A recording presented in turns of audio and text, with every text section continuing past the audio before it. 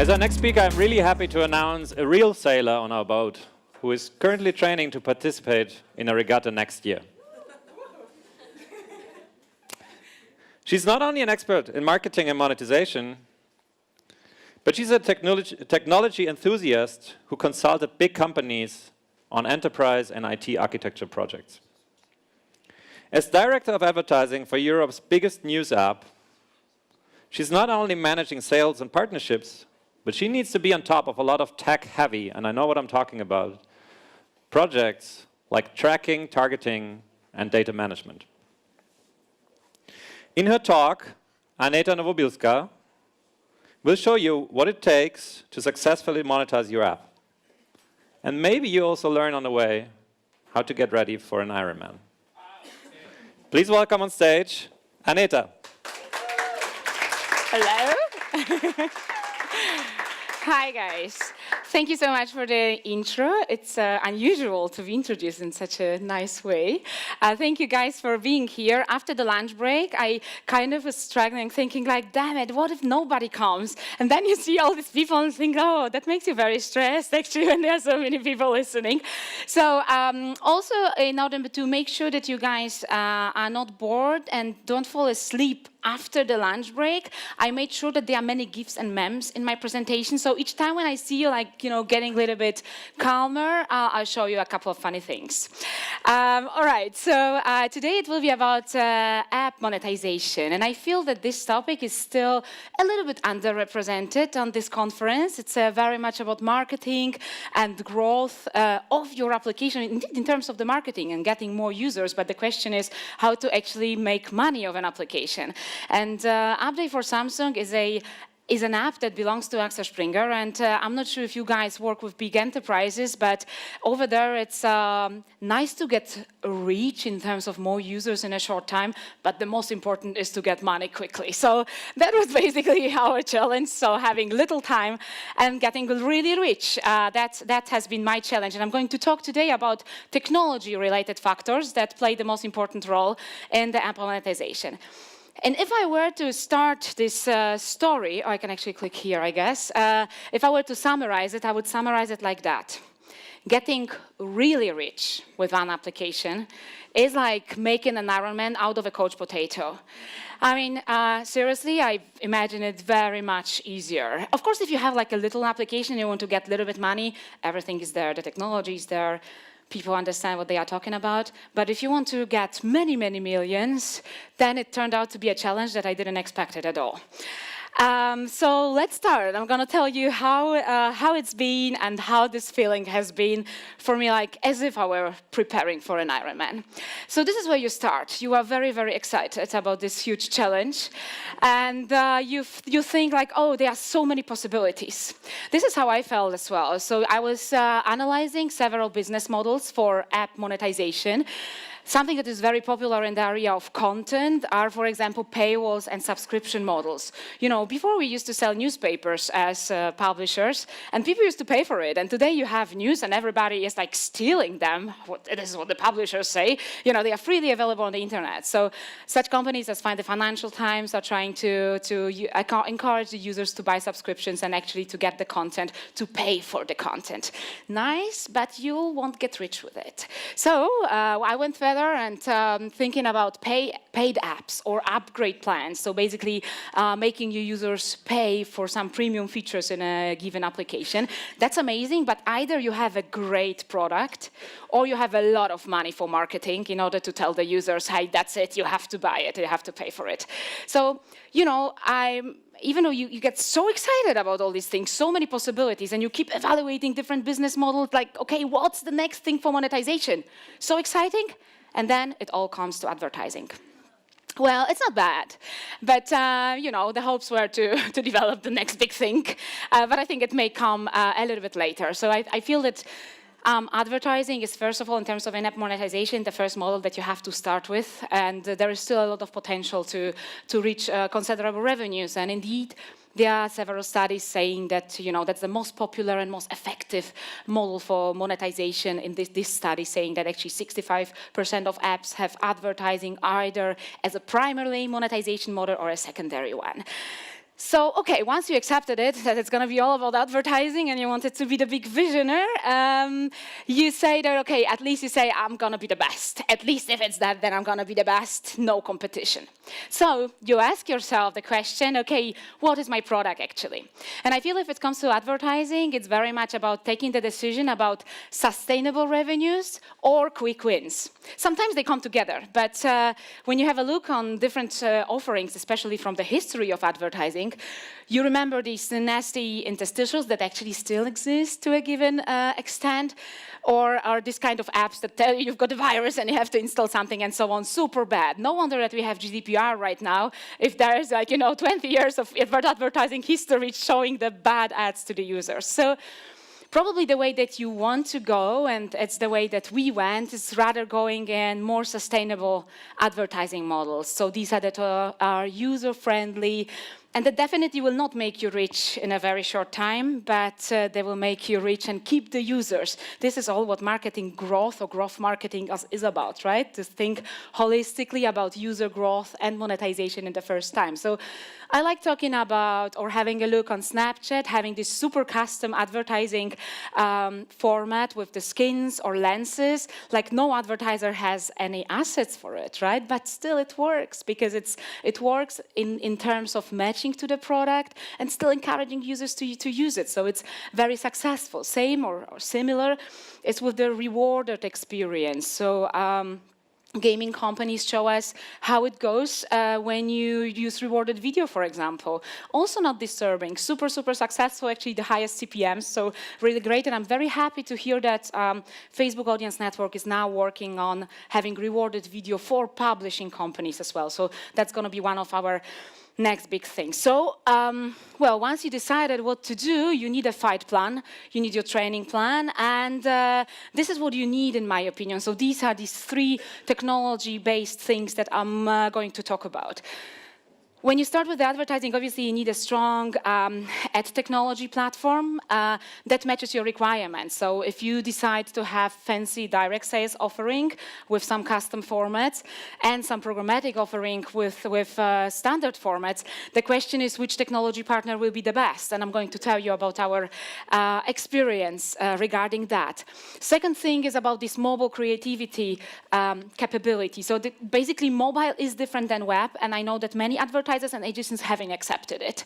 So the question is like, what actually works on mobile and what do we need in terms of technology in order to have meaningful creatives and successful campaigns. And the third thing that I will be talking about is the first-party data and the third-party data. 14 minutes already? It's only 6 more. Let's do it. Let's do it. I will speed up. It's okay. So it starts with the technology. And I wish I could tell you that the choice of a technology partner is something like a marriage that you choose once and it stays forever. But unfortunately, the market has a lot to offer. And it's very much more like dating style relationship than a marriage. And unfortunately, or fortunately, this has been our experience. We've been working with many partners. And something that needs to be understood is like it's a foundational technology. So when you change it, it means that everything is like you destroy everything you had and you make 180 degrees change. So it's a huge change. Still, I encourage the partners. I can see the time, yeah? I encourage the partners. I encourage the partners to actually make this decision. And, if you are not satisfied with a given technology partner, because the advertising technology has so much to offer and it's developing in with such a huge pace, I still encourage to take this big decision and actually make the change and go to a new partner. Currently, we are working with Google with its advantages and disadvantages again, but so it seems to be better than any solutions until now. This is what our programmatic setup, or basically ad technology setup, looks like, and I think it feels that it's very much appropriate right now for an app. So it starts somewhere with a foundation in terms of ad server and the SSP. Then you define what formats you have, what placements and whatever. And then you have 2 ways, I feel. So first of all, you define your open marketplace offering. And I feel that something like mediation is like must-have. Otherwise, you will never get enough revenue. Mediation is a technology component that enables you connection of different SDKs of demand partners. We work with those that match to our formats. So we work mostly with native advertising, a little bit with display. So such partners as Facebook Audience Network or Yahoo, Flurry are those that have the biggest demand, and they bring actually amazing uplift. Each time we implemented a new SDK, there was like, I don't know, 10, 20% of an uplift. So a great thing. Something that is, I think, I don't know, has been there for maybe 1.5 years is exchange bidding. That's actually a possibility of connecting new demand partners without connecting the SDKs, which is amazing. It doesn't make the app heavy and gives you more flexibility of, plug and play the partners if they don't perform. That's a possibility that we are just right now implementing and hoping for huge uplifts. I'm very curious what's going to come because actually you never know. Our CFO always asks like, okay, so how much will it bring? And I'm like, somewhere between 10 and 50%. Yeah, too bad. The next thing to happen will be obviously in-app header bidding. So kind of header bidding solution. We are going to try it out as well, but I feel today the technology is not really developed that much that we would risk doing it right away. Something that is, I think, very much underestimated, or especially for apps, is the topic of programmatic deals. So I think today the advertisers and agencies look for a direct relationship to the publishers. So something like IO business, but in programmatic, so that they still have control over the reporting, delivery, and stuff like that. And that's also something that we took very seriously, defining different dimensions for PMPs or for programmatic guaranteed deals in order to get the advertisers there. And that obviously brings higher CPMs than in the open marketplace. And I feel that having that, and maybe in-app header bidding, we are there. And I think there is, for now, in terms of technology, no more potential in order to grow in terms of programmatic. But I would love to have your ideas if there is time. And it's up to me if there is time. And so now the question is like, is it easy or has it been easy? And I found this one, and it's so appropriate. Because basically, it's like, asking if that was easy was exactly like asking yourself if running marathon or Ironman is easy. So basically, we made a couple of mistakes, all mistakes that you can make. So if you have questions regarding that, I'm an expert. The biggest questions, the biggest mistakes we made was doing everything at once, thinking that, we already implemented ad servers twice. So like third time, it's like, easy, we are going to make it quickly. No, you'd better don't do it. So, well, nevertheless, we had a long time of troubleshooting. Now everything works, and my recommendation is to start small. I think people who said it, they are right. Good, but we didn't give up, obviously, and we went on with further fancy things if it comes to in-app monetization. And the second thing that I think is important in terms of the technology is the topic of the creation, actually. And something that is specific for apps is the MRate format. MRate, actually, it has a long, fancy name.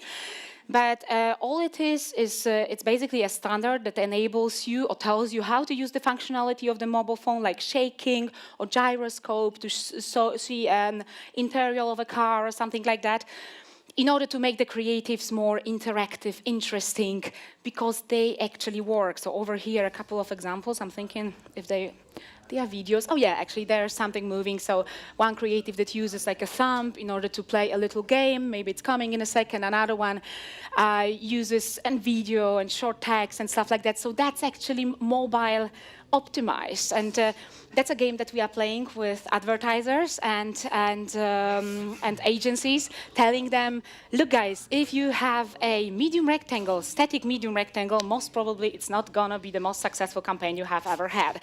Studies confirm that. Wait. Okay, now it works, cool. Studies confirm that, so basically IAB confirmed some standard formats and interaction time to some fancy formats, so basically those actually that enable interaction, and obviously the interaction time is higher, considerably higher, and even some other studies show that the creative is even more important than a media plan. So basically that's something I think it's a big work to make, and in terms of the publisher, we need, obviously, matching technology, so your app needs to be able to work with MRate, and you need designers, at least if it comes to my recommendation, who will help advertisers develop these creatives. Our experience is that creative agencies do not exactly know how to get this thing. So if you are all set with that and you feel amazing, there is one more thing to do, namely the data. So if it comes to mobile data, I would say there is no question about the advantages of it, right? if it comes to omnipresence, you know, reaching the user where you are, the GPS location and stuff like that, you have to use it. The thing is that many publishers don't. So many studies show that so-called in-target ratio is about 44%. So it means if you target 100 people who are interested in sports, you get only 44 of them that are actually interested in sports. That's a disaster. I mean, it's like, you know, one of the most important assets that we actually have as publishers, but we are not making a proper use of it. Obviously, it's not an easy thing. So I'm going to show to you the steps that we made or we are making in terms of that. It all starts with the first party data, and maybe I directly show a little example indeed how we do it. So basically, upday is a news application, so we crawl, track whatever user reads in terms of category, interest, keywords, and stuff like that. That's the minimum that you should make use of, right? The geographic and geographic location and stuff like that. And it's a more difficult task that you can imagine, because the question is, like, what does it mean that the user is interested? What kind of signals should be tracked? So actually, the possibility of using the first-party data means that you need the entire intelligence team, data intelligence team, data analytics, you need a proper data warehouse, and so on. So again, it's a huge technology topic, but I believe, especially if it comes to the future, that will be the sole currency that we'll be having. Fancy creative, that's one thing. That's not even in our hand, but as publishers, we have to make use of the data. Data partnerships, fine. When you do not have your own data, you can make use of something else and, you know, fake it until you make it with your data. Nevertheless, you should definitely focus on the stuff on your side, and I feel that DMP is the third step. However, for like champion level data management, I mean, if you feel that you started with your application and you need the DMP, then you are definitely wrong. I mean, there is still so much to do and so many steps in order to actually understand your data before you make use of it in a comprehensive DMP. Well, that should be definitely your third step. And that's it. I feel having these three things, you simply win the monetization game for apps. Thank you.